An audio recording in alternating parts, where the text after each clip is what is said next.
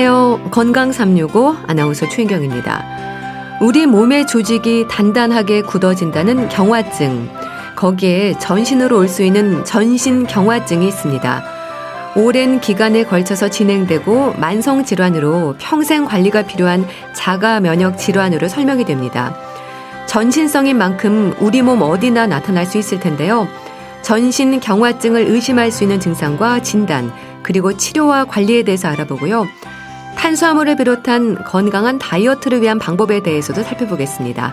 건강 365 서인국 정은지의 All for You 듣고 시작하겠습니다. KBS 라디오 건강 365 함께하고 계십니다. 전신경화증, 전신으로 딱딱해지는 질환이라는 걸까요? 전신의 어느 부분으로 경화증의 위험이 생기는 건지 경화증이라는 표현에서 불안감이 느껴지는데요. 오랜 기간에 걸쳐서 진행이 되는 만성질환이라는 점에서도 부담을 더합니다. 전신경화증, 경피증으로도 불리는데요. 어떻게 진단이 되고 관리해야 하는지 순천향대 서울병원 관절 류마티스 내과 김현숙 교수와 함께합니다. 교수님 안녕하세요. 예, 안녕하세요. 네, 전신경화증, 경피증으로도 불리던데요. 같은 의미인 거죠? 예, 초기에는 이제 피부가 딱딱해지는 증상으로 주로 환자분들이 다 진료를 많이 봐서 이제 일단 처음에는 이제 피부가 딱딱해지는 병에 대한 그런 진단을 되게 많이 했습니다. 근데 이게 저희가 지금 과학이 발전하고 의학이 발전하면서 이런 환자분들이 피부뿐만 아니라 전신의 이제 장기에도 이런 이제 피부의 섬유화와 마찬가지인 장기의 섬유화가 진행이 된다는 게 알려져서 현재는 이제 두 가지 용어를 많이 쓰고 같이 쓰고 있지만 이제 전신경화증이 좀 더 맞는 표현이라고 하겠습니다. 네. 근데 딱딱해진다는 경화증으로도 부담인데 전신경화증이라면 어떤 질환으로 설명이 되는지 좀 궁금한데요.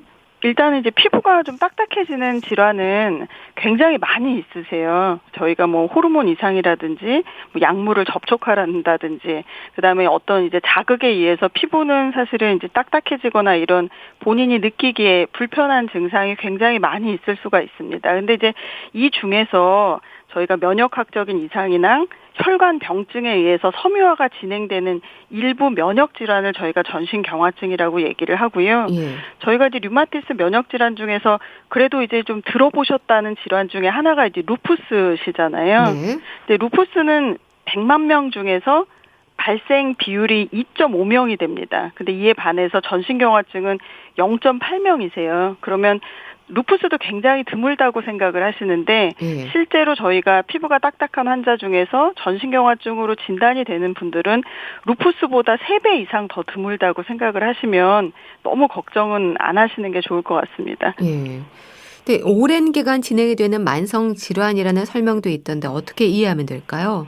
저희가 이제 면역질환이라는 것 자체가 어디가 다치거나 아니면 뭔가 위해를 입어서 한 번에 발생되고 그거를 이제 꼬매거나 어떻게 이제 봉합을 해서 좋아지는 게 아니라 면역이라는 거는 우리 이제 골수 여러 가지 이제 그 조절 기관에서 계속 생성이 되는 거거든요. 여기에서 이제 자가 항체, 자가 면역 그다음에 혈관 병증, 혈관이라는 것도 결국은 온몸에 다 있으신 거잖아요. 이런 게 이제 섬유화로 진행이 되기 때문에 보통은 이게 한 번에 좋아지진 않죠. 그래서 진단도 굉장히 오래 걸리고 진단이 된 이후에도 이제 관리나 아니면 치료 기간이 상당히 오랫동안 되는 아주 대표적인 만성 난치성 질환이라고 이해를 하시면 될 것 같습니다. 네. 원인에 대해서는 어떻게 설명이 됐나요? 자가 면역 질환으로 얘기가 되던데요. 일단은 이제 면역 질환이라는 거는 뭔가 우리 몸을 지키는 면역 밸런스에 이제 문제가 생기는 거를 다 총체적으로 면역 질환이라고 얘기를 하는데요. 이것도 역시 이제 그 류마티스 관절 류마티스 내과에서 주로 보는 자가 면역 질환은 맞는데 아주 특이하게 혈관의 미세혈관 병증, 내피세포 이상이랑 면역 질환이 같이 면역 이상이 같이 촉발이 되면서 결국은 섬유화를 일으킵니다. 이제 보통은 저희가 면역 이상이나 이런 혈관 병증이 생기면 이제 염증이 생기거나 열이 나거나 뭐가 이제 파괴가 되거나 이런 식으로 보통은 조절이 되는데 진행이 되는데 이런 전신경화증은 이름이 경화라고 붙은 이유가 어쨌든 어떤 그 원인에 의해서 혈관 병증이 진행이 되면서 결국은 장기에 섬유화가 생겨서 결국 장기 부전이 생기는 거죠. 그래서 섬유화가 생기는 게 가장 중요한 질환의 특성이라고 하겠습니다. 예.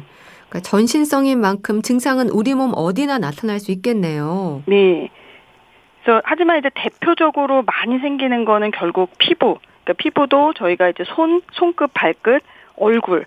그다음에 이게 진행이 되면 이제 앞가슴이나 모든 것에 다 생길 수가 있지만 이제 보통은 등 쪽은 잘 침범을 하지는 않습니다. 피부 중에서. 그래서 등이 딱딱해지거나 몸의 뒷부분이 딱딱해지시는 분들은 상대적으로 전신경화증일 확률이 굉장히 낮고요. 그다음에 혈관병증이니까 온몸에 다 생길 수는 있지만 그래도 가장 많이 생기는 부위가 아무래도 폐섬유화 라든가 아니면 이제 저희가 소화가 잘 안 되는 그런 여러 가지 문제를 일으킬 수가 있고 역류성 식도염이 일반 환자보다 굉장히 심하게 나타날 수가 있고요. 이제 보통 이제 생명의 문제가 가장 크게 되는 거는 이제 폐동맥 고혈압 같은 심혈관 질환의 이제 혈관 병증과 섬유화를 일으키는 게 가장 큰 문제가 될 수 있습니다. 네.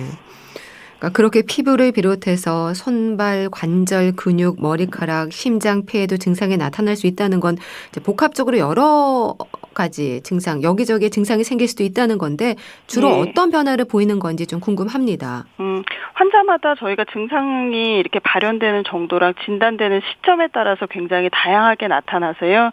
결국은 이제 전문의가 이 질환에 맞는 이제 증상이 맞는지 저희가 판별을 하는 게 중요한데 보통 이제 초기에 미세혈관 기능 장애가 일어나기 때문에 가장 이제 흔하게 접하고 저희도 이제 환자분들한테 어떤 증상을 가장 물어볼 때 보통 가장 많이 물어보는 게 레이노 현상이라는 겁니다. 그래서 보통 이제 레이노 현상이라는 게 손 발끝의 색깔이 스트레스나 추위에 의해서 변하는 거를 얘기를 하는데 기본 저희가 그 원리는 미세혈관 기능 장애 때문에 생기는 거기 때문에 물론 이제 레이노 현상이 다 전신경화증 때문에 생기는 건 아니고요. 보통 이제 원인이 없이 생기는 경우가 많지만 그 레이노 현상 중에서도 한 5% 정도는 전신경화증 때문에 생깁니다. 근데 반대로 전신경화증 환자들은 거의 95%가 레이노 현상이 생기세요. 그게 병이 발현이 진단이 되기 전부터 생기는 경우도 있고요. 진단이 되고 나서 생기는 경우도 있고. 그렇기 때문에 전신경화증 환자 진단하는 데는 레이노 현상이 가장 저희가 특이적이면서 환자가 알아볼 수 있는 중요한 증상이겠습니다. 네. 레이노 현상에도 1차성, 2차성이 있지 않나요? 예. 보통 이제 1차성은 원인을 잘 모르는 경우가 제일 많으시고요. 대부분 이제 감정적인 변화라든가 추위에 민감하다든가 약물에 의해서 이런 경우가 훨씬 더 많으세요. 그러니까 레이노 현상이 있다고 해서 다 전신경화증은 아니지만 저희가 레이노 현상이 생기는 환자도 인구의 일부분이시잖아요. 그렇기 때문에 레이노 현상 환자분들이 처음에 오시면 저희가 자가면역 질환 중에서 특히 전신경화증에 그런 자가항체가 있는지를 먼저 저희가 체크를 하게 됩니다. 네. 근데 전신경화증으로 장기까지 침범을 한다면 그것도 위험하지 않나요? 그렇죠. 근데 전신경화증이라는 것 자체가 사실은 피부만 저희가 침범을 하는 경우는 굉장히 드물고요. 본인이 증상이 없어도 저희가 전신경화증의 위험 요소가 있으면 저희가 장기 침범 여부를 체크를 합니다. 본인이 증상이 없는데도요. 본인이 증상이 없는데도 전신경화증이 진단이 됐을 때 체크를 해야 되는 주요한 장기는 저희가 폐 섬유화. 왜냐하면 폐는 저희가 섬유화가 일부만 돼 있으면 숨 쉬는데 지장이 없으세요. 그렇기 때문에 증상이 생기기 전에 저희가 체크를 하는 것이 중요하고요. 이제 두 번째가 이제 폐동맥 고혈압 여부를 저희가 체크를 하기 위해서 증상이 없어도 심초음파를 저희가 전신경화증 환자에게서는 주기적으로 하셔야 되는 게 원칙적인 치료이긴 합니다. 그래서 증상에 따라서 달라지기는 하지만 저희가 아주 중요한 장기 침범은 증상이 생기기 전에 혹은 환자가 검사에서 이상은 있지만 증상이 이미 생기기 전에 치료하는 게 가장 치료 효과가 좋습니다. 너무 일찍 치료를 해도 안 되지만 저희가 증상이 발현되기 바로 직전에 그리고 환자분들이 보통 잘 모르세요. 피부가 딱딱하기 때문에 내가 숨이 차는지 뭐 이제 가슴이 답답한지 이런 거를 잘 구별을 하실 수가 없으세요. 그렇기 때문에 주기적인 검사를 하시는 것이 굉장히 중요합니다. 근데 증상이 나타난다고 해도 이제 전신경화증을 의심하기는 어려울 텐데 어떤 계기로 진단을 받게 되나요?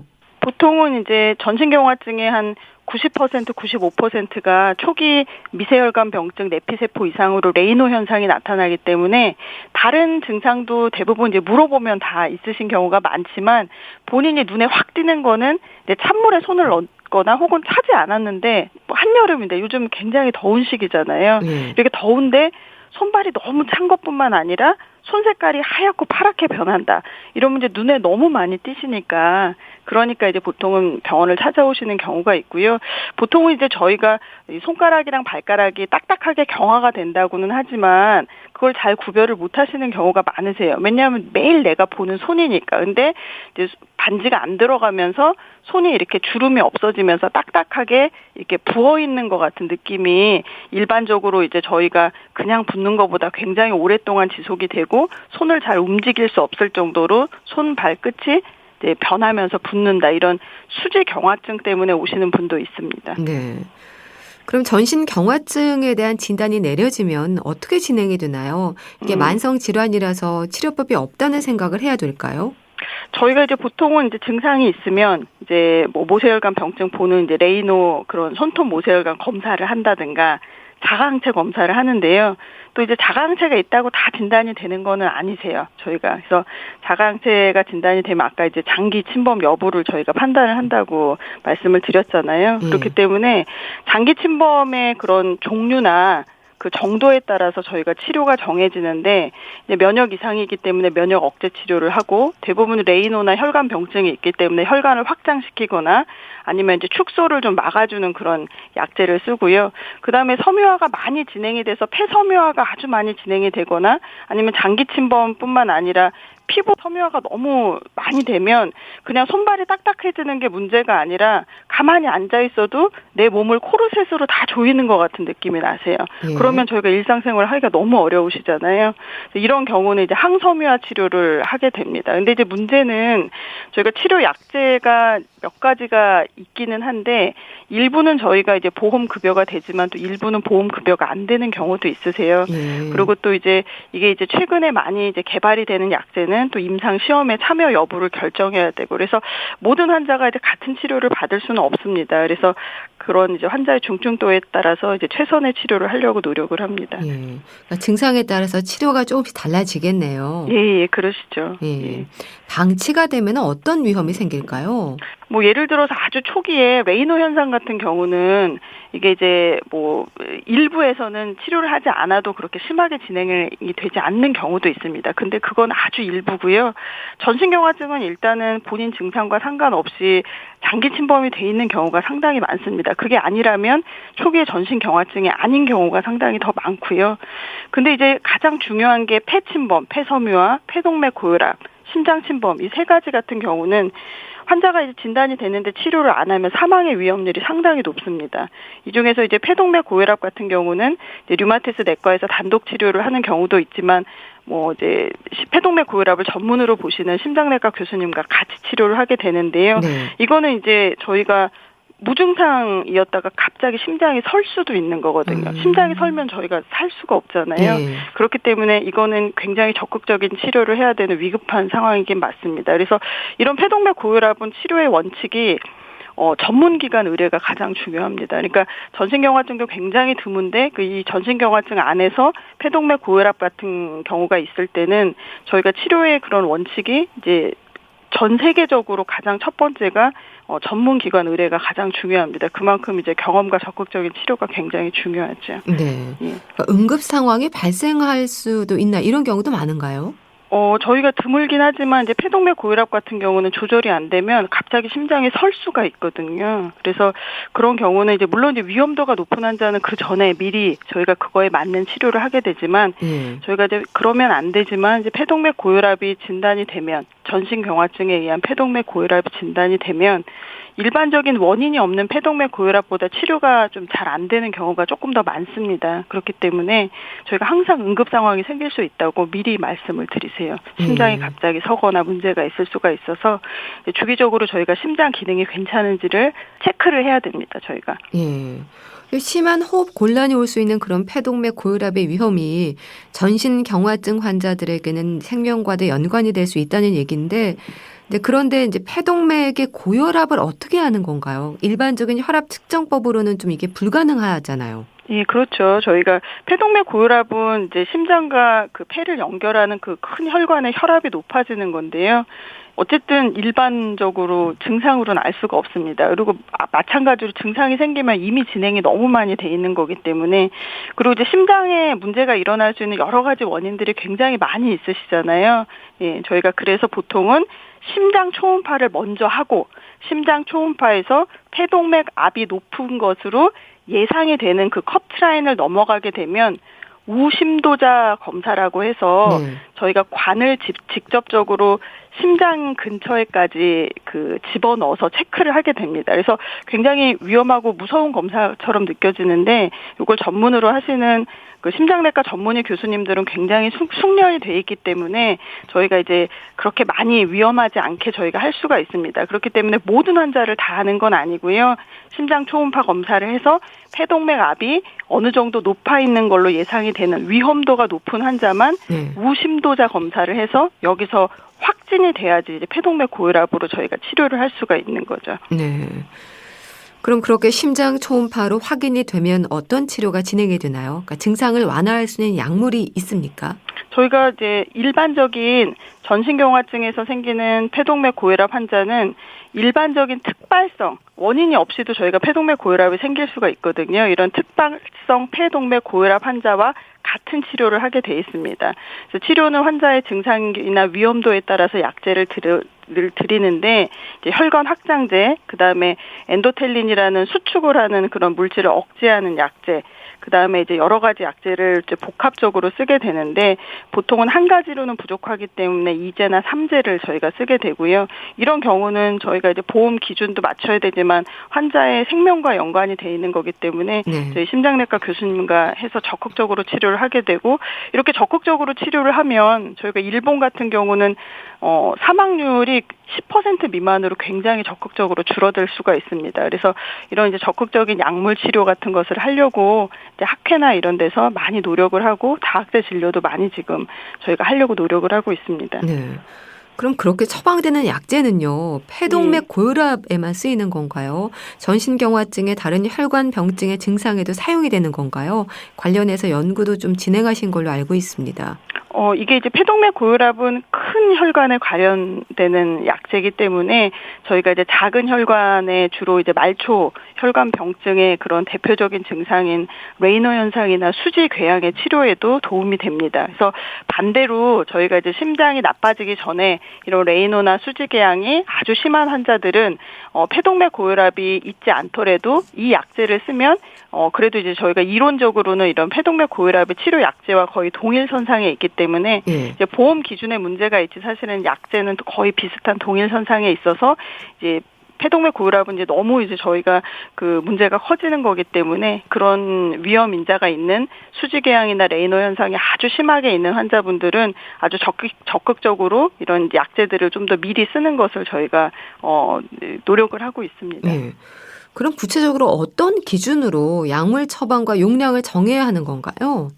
일단은 저희가 가장 아이디어한 거는 이런 이제 연구, 이런 아주 최근의 연구 결과에 기반한 약제를 쓰는 것이 가장 중요한데, 아주 아이디어한데, 국내는 그래도 외국에 비해서 보험 기준이 되는 약제들이 그래도 상당히 많이 있기는 하지만, 현실적으로 이런 만성 질환 환자들은 경제적으로 오랫동안 약을 드시거나 아니면 치료를 해야 되는 경우가 많아서 가능하면 보험 기준에 맞는 치료를 하게 될 수밖에 없거든요. 그래서 이런 이제 뭐 보험 기준에 맞는 검사를 규칙적으로 해서 가능한 보험 기준에 맞는 치료를 먼저 하고요. 그 기준에 다행히 치료 반응이 있는 환자는 당연히 저희가 그 치료를 유지를 합니다. 근데 그거에 좀 부족한 환자분들이 항상 있으세요. 저희가 이런 보험 기준에 맞는 치료를 해도 악화가 되거나 새로운 증상이 나타나거나 아예 그냥 치료가 안 되시는 분들은 저희가 환자분과 상의를 해서 이런 신약물을 빨리 투여할 수 있는 여러 가지 방도를 저희가 찾아보고 있습니다. 네. 이 전신경화증 환자들에게 치료는 참 까다롭고 어렵다는 생각이 드는데요. 예. 환자들은 그럼 어떤 점을 가장 힘들어하세요? 일단은 처음에 그 병이 맞는지가 가장 궁금하시죠. 이 병이 맞는지. 그래서 뭐 레이너 현상이랑 자가항체가 있다고 해서 다 전신경화증이 되는 건 아니기 때문에 이제 진단 기준에 맞는지를 일단 정확하게 말씀을 드리는 게 중요하고요. 그다음에 이게 맞으면 내가 진행이 다 되는지, 정말 내 폐는 다 굳는지, 폐동맥 고혈압은 다 생기는지, 그게 너무 본인 증상이 가장 궁금하잖아요. 근데 보통은 초기에 3에서 5년 안에 증상이 빠르게 진행이 안 되시는 분들은 대부분은 잘 유지가 되시는 경우가 많습니다. 예, 그렇기 때문에 이제 저희가 주기적으로 검사를 하고 그때에 맞춰서 치료를 하면 된다고 말씀을 드리고요. 이제 아까 말씀드렸지만 이제 가능한 저희가 보험이 되는 치료 안에서 저희가 치료를 하는데 이제 보험이 안 되는 약제 혹은 임상 연구 참여 기회가 환자마다 좀 다르기 때문에 이제 그거에 대해서 어떻게 본인이 해야 되는지를 좀 고민을 많이 하십니다. 그래서 이게 이제 저희가 증상이 굉장히 다양하고 중증도가 다양한 이런 질환은 개별 치료가 상당히 중요하거든요. 그래서 이런 환자에 맞는 개별 치료를 지금 현재 의료 제도 안에서 최대한 하려고 이제 여러 선생님들이 노력을 하는 것으로 알고 있습니다. 네. 그러니까 초기에 좀 발견을 한다면 좀 악화되지 않는 경우도 많을까요? 근데 이제 전신경화증은 보통 초기 치료를 강조하시잖아요. 네. 근데 이거는 이제 경화가 진행이 되는 거기 때문에 극초기 치료를 상당히 강조를 합니다. 그러니까 증상이 초기요. 나타나기 전에 극초기. 그래서 뭐 눈으로 보이는 레이노나 수질 궤양 같은 경우는 의사가 금방 알 수가 있지만 뭐 폐섬유화라든가 뭐 폐동맥 고혈압 아니면 이제 식도 기능 이상 이런 거는 특수한 검사를 해야 되는 거거든요. 그래서 그렇다고 해서 너무 자주 하실 필요는 없고요. 환자마다 적정한 그런 검사 주기가 있습니다. 그래서 주치의 선생님과 상의를 하거나 아니면은 이제 저희가 환자분 상황에 맞게 그런 이제 검사 주기를 잘 조절을 해서 극초기에 저희가 치료의 결정을 할 수 있도록 그렇게 노력을 하고 있습니다. 네. 이 폐동맥 고혈압을 비롯해서 예방에 신경 써야 하는 부분들도 많을 텐데요. 환자들에게 가장 많이 하시는 말씀이 뭘까요? 일단은 진단이 되신 환자분들은 저희가 너무 걱정이 많으신 경우가 많고요. 실제로 걱정이 많고 의사도 환자도 굉장히 걱정이 많은 질환이거든요. 아주 드물기 때문에. 그래서 저희가 이제 제일 많이 하는 말은 긍정적으로 생각을 하시고 그다음에 왜냐하면 스트레스 자체가 이런 혈관 병증을 악화시키기 때문에 아주 힘들어도 저희가 마음을 조금 한 번만 잠깐 숨을 한번 크게 쉬시고 한 번만 좀 저희가 쉬어가게 생각을 해보고 그리고 나서 다시 생각하는 쪽으로 이제 그렇게 얘기를 많이 드립니다. 예. 네, 알겠습니다. 자, 오늘은 전신경화증, 경피증에 대해서 알아봤는데요. 순천향대 서울병원 관절 류마티스 내과 김현숙 교수와 함께했습니다. 말씀 잘 들었습니다. 감사합니다. 네, 감사합니다. KBS 라디오 건강365 함께하고 계신데요. 휘트니 휴스턴의 I Will Always Love You 듣고 다시 오겠습니다.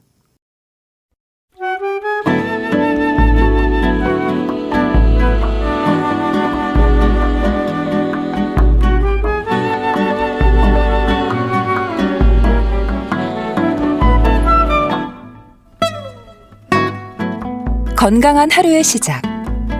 KBS 라디오 건강365 최윤경 아나운서의 진행입니다.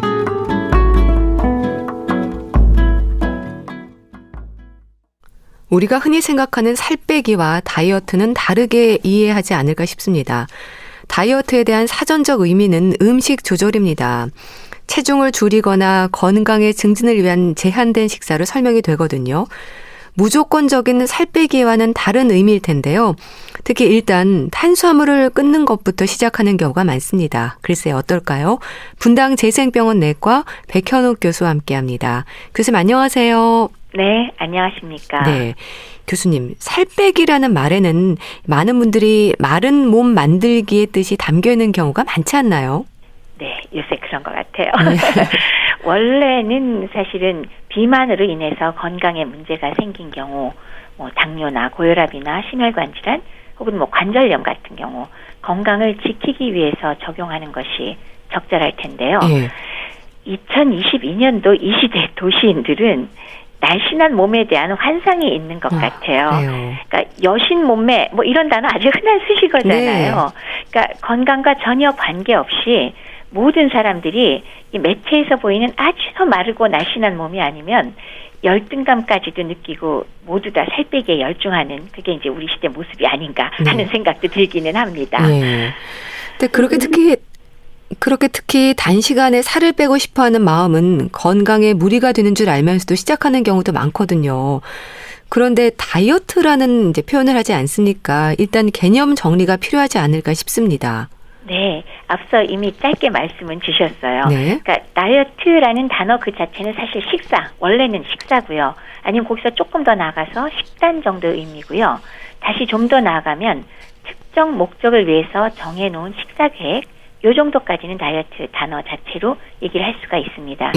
근데 제가 느끼기에 언어라는 게 왜 사용하는 데 따라서 그 의미가 정말 시대에 따라서 변하는 것이구나 하는 걸 이 단어를 보면서 확실하게 느껴요. 그래서 최근에는 다이어트란 체중을 조절하기 위한 식이요법이라고 의미가 확실하게 축소된 것 같고요. 네. 근데 더 나아가서 우리나라의 경우는 식사뿐만이 아니라 여러 가지 다른 수단이 있잖아요. 여러 가지 보조적인 방법. 그런 것들을 포함해서 살을 빼는 행위 자체를 또 다이어트라고 부르는 것 같습니다. 그래서 제가 요새는 어휘나 단어의 의미도 아이고 사람들이 쓰는 시대의 흐름을 열심히 따라가지 않으면 대화도 힘들어요 하고 투덜대고 있습니다. 예. 네, 이제 건강을 위해서 음식을 조절하고 제한된 식사가 권장이 되는 건 말 그대로 건강을 위한 노력이지 않습니까? 주로 어떤 분들에게 필요한 걸까요? 방금 말씀드렸듯이 우리나라에서는 거의 무조건적으로 다이어트란 체중 감량이다 라고 받아들이는 경향이 있지만 사실 원칙적으로는 단순한 체중 감량이 아니고 신체 전체의 어떤 영양이라든지 열량이라든지 그런 걸 잘 균형 잡히게 하고 근육이 없는 사람은 근육을 만드는 거 이런 것도 전부 다이어트에 속할 수 있겠습니다. 그러니까 건강을 위한 식습관이라는 게 더 정확한 표현 아닐까 하는데요. 그럼 어떤 분들이 필요하냐? 비만이 당연히 있으면서 이로 인해서 건강에 문제가 발생한 사람은 물론 대상이 되겠죠. 뭐 당뇨병, 고혈압, 그다음에 뭐 뇌, 심혈관 질환 뭐 이런 것들 등등등 있을 거고요. 근데 이제 요것만이 아니고 기본적으로는 마른 듯한데 내장 비만의 경우 배만 볼록한 분들 계시잖아요. 그런 경우도 방금 말씀드린 생활 습관병이 생기기 쉬우니까 역시 다이어트의 대상자가 되겠습니다. 그리고 또 거기에 더해서 너무 마르고 근육이 완전히 소실되어 버린 분도 사실은 일정 의미의 다이어트의 대상자가 될 수 있다고 할 수 있겠습니다. 네. 그러니까 건강한 다이어트는 안 먹는 게 아니라 고른 영양 섭취로 조절하는 걸 텐데요. 근데 다이어트라고 하면 이제 많은 분들이 일단 탄수화물을 끊어야 한다는 말을 합니다. 이건 진료실에서도 많이 들으시죠? 그럼요. 오시자마자 저탄고지요법 어떻게 해요? 처음엔 제가 저탄고지를 못 알아들었거든요. 저탄수화물, 고지방 그리고 혹은 밥맛 안 먹으면 다 되나요? 등등 뭐 이런 질문도 하시고요. 그래서 문득 제가 왜 20년 전에 미국에서 돌아와서 국민 건강 용량 조사 결과를 분석하면서 특히 이제 우리나라 식사 섭취량을 분석하는데 탄수화물 섭취량이 그때 조사한 걸로는 너무나 높았어요. 특히나 노인들만 뽑아놓으면 탄수화물 섭취가 세상에 90%가 되는 경우가 있더라고요. 이게 그룹에 따라 좀 다르지만. 그래서 그때 당시에 너무 높아서 탄수화물 양을 줄이면 좋겠다고 열심히 강의하던 기억이 떠올랐는데요. 요새는 안 먹겠다고 전부 다 와서 질문을 하시니까 이것도 세상이 바뀐다고 느끼고 있습니다. 네. 그 사실 탄수화물은 우리 건강에 근데 필요한 중요한 영양소이지 않나요? 그럼요. 매우 중요하죠. 일반적으로 우리가 에너지를 내는 영양소 해서 3대 영양소 얘기하잖아요. 탄수화물, 지방, 단백질 세 가지긴 하지만 실제 에너지원으로 주로 쓰이는 거는 탄수화물과 지방입니다. 물론 뭐 지방이 그람당 9칼로리고 탄수화물이 4칼로리라서 지방이 훨씬 좋은 거 아니냐 그런데 탄수화물이 굉장히 중요한 이유가 있습니다.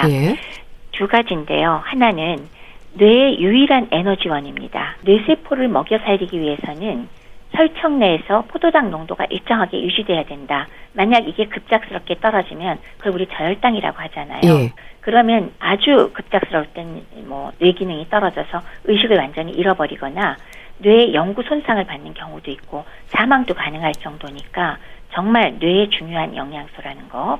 그다음에 또 하나는 근육의 에너지원으로 중요합니다. 예. 그렇기 때문에 전문 운동 선수가 그 운동 경기 나가기 전에 이 탄수화물을 제대로 공급해서 근육에다가 저장하기 위해서 무척 애를 쓰거든요. 근데 이제 워낙 저장한 양이 많지는 않습니다만은 어찌되었건 탄수화물 자체가 유산소 운동과 무산소 운동에 에너지를 공급하는데 정말 중요하기 때문에 예. 크게 봐서 이게 제일 중요한 요소 두 가지가 되겠습니다. 예. 물론 그거 외에도 뭐 또 다른 기능을 하긴 하지만 가장 중요한 것은 이것 두 가지가 아닌가 합니다. 네. 탄수화물이라고 하면 이제 일단은 밥, 빵, 국수를 떠올리는데요. 근데 과일이나 고구마, 감자에도 들어있지 않습니까? 그 함유된 양의 문제일 것 같은데 어떨까요? 보통 우리가 떠올리는 흰쌀밥이나 국수나 하얀 빵은 사실은 상당히 정제된 탄수화물로 이루어져 있죠. 그래서 이런 정제된 탄수화물이 대부분을 구성하고 있는 이런 것들은 우리가 섭취를 했을 때 혈당을 금방 올렸다가 또 인슐린이 금방 쏟아져 나오니까 혈당이 뚝 떨어져서 또 배가 고프고 네. 폭식이나 과식을 유발하는 이런 문제들이 있지 않습니까? 따라서 이제 체지방으로 막 축적되게 하는 그런 역할을 하는데 말씀하신 고구마나 감자 혹은 뭐 과일 같은 건 소위 말하는 왜 좋은 탄수화물 쪽에 속한다고 할 수가 있는데요. 요거는 탄수화물 중에도 여러 가지 복합재로 다른 영양소들, 특히 과일 같은 데는 다양한 파이토케미칼 같은 항산화 영양소와 섬유질이 있고 이런 복합 탄수화물들은 여러 가지 건강에 유익한 성분이 들어있으면서 혈당을 상대적으로 서서히 올리죠. 네. 그렇기 때문에 포만감도 유지되고 과식하지 않을 수 있으니까 그래서 우리가 좋은 탄수화물이라고 부른다. 그래서 고구마, 감자 같은 걸 적정히 또 균형 잡혀서 탄수화물 섭취원으로 쓰시라. 그런 말씀 드릴 수가 있는 거죠. 예. 일단은 뭐 짧은 시간에 살을 빼는 데는 탄수화물을 끊는 게 효과적이긴 하죠. 네, 단시간을 얘기할 때는 맞습니다. 예. 아주 단시간 내에 할 때는 탄수화물은 사실 24시간만 제공을 안 하면 몸에 저장된 탄수화물을 다 써버리거든요.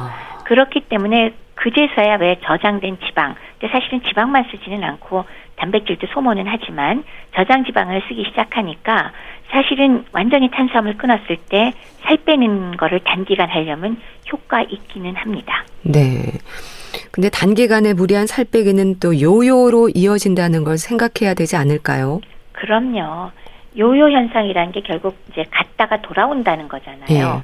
근데 이제 문제는 뭐 설명을 드리겠습니다만 단순히 갔다가 오기만 하는 게 아니라 손해보는 게 매우 많은데 예. 결국은 굉장히 짧은 시간에 무리해서 체중을 뺐을 때 가령 내가 10kg 뺐다고 한 달 만에 10kg 뺐다고 막 좋아할 수 있잖아요. 예. 그런데 자신의 식습관은 한 달 동안은 유지했지만 그 다음에 10kg 뺐으니까 그리고 원래 식사로 돌아간다. 그러면 우리 몸 자체가 그동안 굶어서 큰일 났다 하다가 다시 들어오잖아요. 예. 그러면 열심히 흡수를 해서 원래로 돌아가려고 애를 씁니다. 네. 근데 문제는 그렇게 급하게 흡수를 해서 원래를 돌리려면 어떤 문제가 생기냐 하면은 탄수화물이 조금 많이 들어갈 경우에 남은 탄수화물은 저장량이 워낙 적기 때문에 체지방으로 바뀌거든요. 네. 그래서 그러니까 우리가 섭취한 양의 상당 부분이 지방으로 바뀌어서 그대로 저장이 돼요.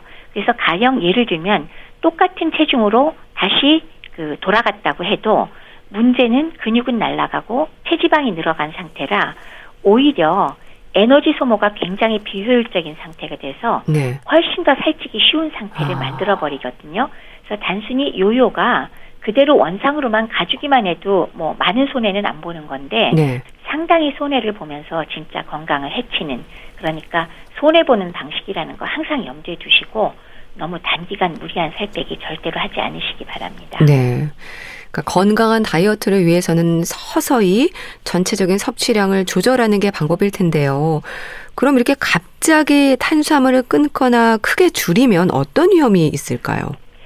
가장 단기적인 걸 말씀을 드리면 예. 아까 강조를 드렸지만 뇌가 탄수화물로부터 공급되는 포도당만을 에너지를 사용하거든요. 그렇기 때문에 갑자기 탄수화물을 끊거나 줄여버리면 뇌로 공급되는 음식의 에너지 이용 효율이 확 떨어지면서 예. 뇌 기능이 감소되기 때문에 우리가 요거 안 먹으면 초반에 집중력 떨어지고 일의 능률 떨어지는 거 금방 느끼실 수 있을 거예요. 네. 근데 이제 이게 물론 시간이 좀 더 가면 지방 분해에 의해서 소위 케톤 패드를 만들어서 에너지원으로 쓰긴 하지만 효율은 좀 떨어지긴 하지만 어쨌건 유지는 근근하기는 합니다만은 이게 이제 장기간 갔을 때는 또 혈액이 산성화되고 예. 대사성 산증이 유발되고 근육과 뼈에도 또 안 좋은 영향을 미치는 그런 문제가 있고요. 그다음에 아주 단기는 아니지만 조금 더 끌고 있을 때는 탄수화물 끄는 게 그럴 때는 어떤 문제가 생기냐. 대개의 경우는 지방으로부터 열량을 공급받게 되잖아요. 그러면 나쁜 콜레스테롤이 증가되면서 영양소의 불균형이 발생하게 됩니다. 예. 그러니까 당연히 심혈관 질환의 발생률이 높아질 거고 영양소가 불균형지고 또 미량 영양소 부족이 나타날 것이니까 문제가 많아질 겁니다. 이런 것들 꼭 염두에 두셔야 됩니다. 네. 이 탄수화물이 우리 몸의 에너지원인 만큼 면역력을 비롯해서 참 여러 가지 일을 하죠. 네, 꽤나 많은 일을 합니다. 뭐 에너지원이란 말씀은 금방 드렸고 네. 또 그렇기 때문에 이게 부족하면은 지방만이 아니라 단백질도 날아가기 때문에 몸의 구성 성분이 날아간다. 그래서 단백질을 좀 아껴주는 역할을 한다. 그것도 얘기할 수 있겠고요. 또 탄수화물 중에 식이섬유소는 장의 연동운동에 도움을 준다. 이런 거 우리가 다 아는 거고 네. 그다음에 DNA나 RNA 우리 굉장히 유전자의 중요한 요소잖아요. 거기에 구성 성분이 됩니다. 그리고 또 유당, 락토스 같은 건 칼슘의 흡수도 돕고 손톱이나 뼈, 연골, 피부 같은 거에 구성 요소도 되니까 신체 구성 성분이 된다는 역할도 하고 예. 또 음식에 맛도 제공을 하는데 또 하나는 통곡류나 고구마 혹은 일부 콩류 같은 데 있는 저항성 녹말 같은 경우는 그 작은 창자에서 왜 이 저항성 녹말이 좋은 균의 성장을 촉진하기 때문에 건강에 이로운 작용을 해서 당뇨병의 위험이나 대장암의 발병도 낮춘다는 연구도 보고되고 있기 때문에 예. 면역에도 영향을 준다라는 말씀을 드리겠습니다. 네. 또 집중력이나 기억력에도 이제 문제가 될 수 있다고 하던데 탄수화물과 이런 게 연관이 있는 건가요? 그렇죠. 뇌의 영양소가 탄수화물이니까요. 예. 탄수화물을 전혀 먹지 않았을 때는 어쨌건 일시적으로 뇌의 영양소가 전혀 공급이 안 되니까 뭐 당연히 집중력 떨어지고 기억력 떨어지고요. 그게 극단적으로 빨리 저혈당에 빠지게 되면 실제로 혼수에 빠지거나 생명에 지장을 주는 경우도 왕왕 있습니다. 네. 그렇다면 교수님, 건강을 위한 탄수화물의 섭취량이랄까요? 어느 정도가 적당할까요? 일반적으로 우리가 탄수화물 권장량 그래서 맨날 듣는 거인데 사실 이거 머리에 잘 들어오진 않습니다. 전체 칼로리의 대개 절반 전후입니다. 뭐 45에서 65%라 그러는데 그런데 이거 복잡하잖아요.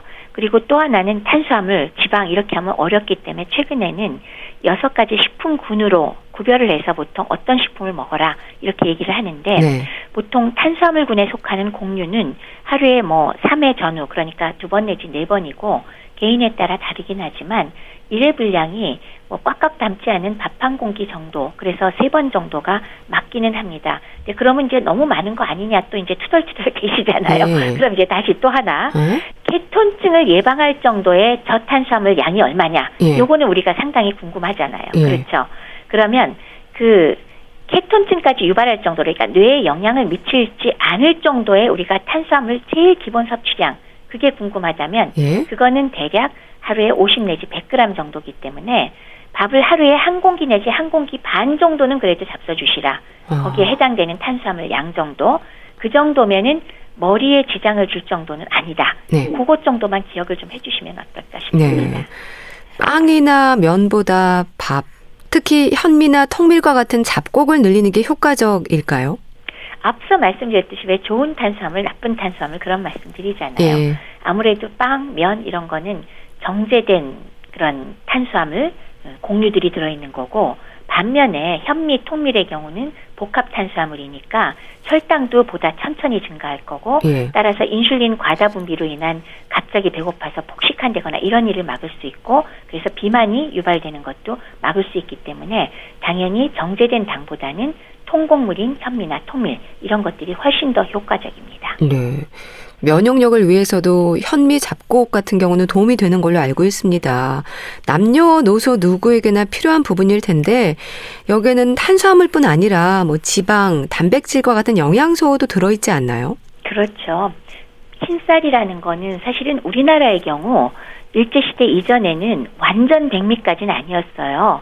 그러니까 조금 덜 정제를 예. 해서 먹은 편인데 네. 일제시대 이후로 일본식의 영양으로 완전히 하얀 쌀이 그만 제일 좋은 쌀이 돼버렸는데 사실은 이거는 씨눈하고 속껍질을 완전 제거해버린 상태잖아요. 근데 그 씨눈과 속껍질이 남아있는 상태인 현미는 백미에 비해서 단백질의 양도 11%나 더 많고요. 지방도 6배, 그리고 섬유질도 4배가 더 많고 예. 혈분은 무려 5배, 비타민도 평균 5배나 더 많다고 하니까요.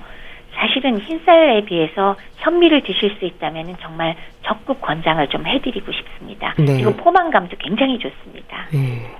근데 노인들에게도 그리고 노화 예방에도 챙겨야 하는 영양소가 탄수화물이라는 말도 있던데요. 뭐 쌀밥과 잡곡밥으로 구분하기도 하지만 그래도 또 쌀밥이 주는 영양도 있지 않나요? 그렇죠. 우선 노인들의 경우는 뭐 다양한 영양소 여러 가지 문제 얘기를 하지만 기본적으로 열량 자처가 부족할 정도로 적게 드실 경우가 많아서 1차 충분한 열량을 제공한다. 그럴 때 기본적으로 쌀밥 좋죠. 근데 이제 물론 이런 경우에 잡곡을 권장하는 이유는 다양한 영양소를 섭취할 수 있잖아요.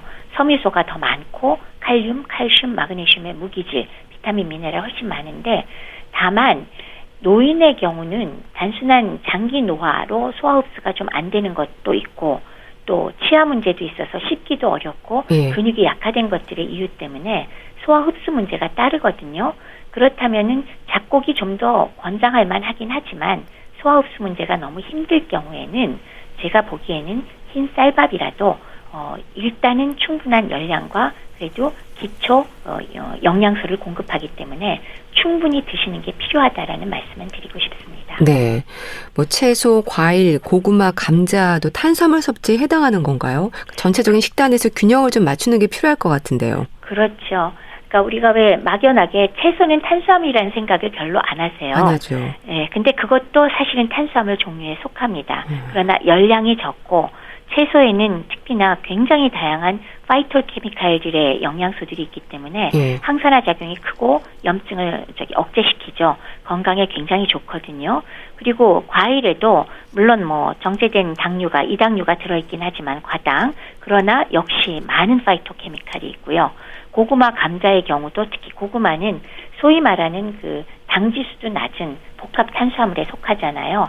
그래서 이런 것들로 탄수화물 섭취를 해주시면 필요한 탄수화물도 제공을 하면서 다양한 영양소를 주고 건강에 좋은 효과를 주기 때문에 균형 잡힌 식단으로 여러분들의 건강을 정말 잘 지킬 수 있으니까 충분히 균형 잡히게 드실 필요가 있습니다. 네.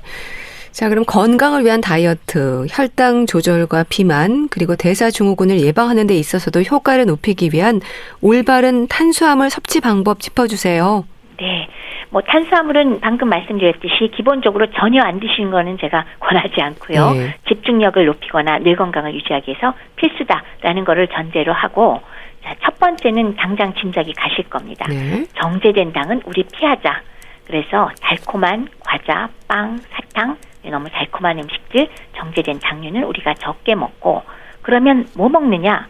대신에 두 번째, 질 좋은 탄수화물인 복합 탄수화물들을 먹자. 그런 것들이 통곡물, 과일, 채소, 고구마, 그리고 콩에도 일부 탄수화물이 좋은 게 들어있거든요.